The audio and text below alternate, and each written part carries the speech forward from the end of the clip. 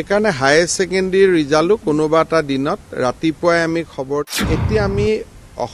matric আৰু higher secondary পৰীক্ষাৰ আগতে আমি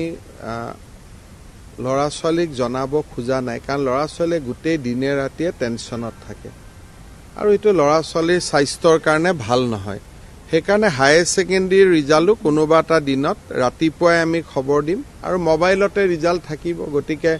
স্কুলত আহিবও নালাগে মোবাইল এপতে ৰিজাল্ট চাব পাৰিব শিক্ষা ব্যৱস্থাৰ সংশোধনী বা যেটো আমি এটা সংস্কাৰৰ কামত লাগি আছো সেই সংস্কাৰৰে ই এক উদ্দেশ্য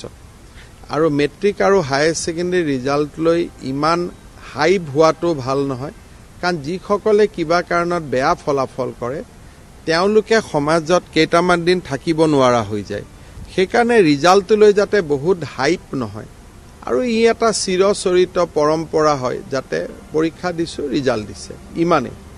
নহলে ই ষ্টেণ্ড কৰিছে ই ফাৰ্ষ্ট ডিভিজন পাইছে যিমানটো আমি হুলস্থুল কৰো থাৰ্ড ডিভিজন পোৱা ল'ৰাকেইটাই নিজকে একেবাৰে সমাজত বাস কৰাৰ অনুপযোগী বুলি ভাবিব আৰম্ভ কৰে সেইকাৰণে এইবিলাক আমাৰ পৰীক্ষা সংস্কাৰ বা শিক্ষা সংস্কাৰৰে এটা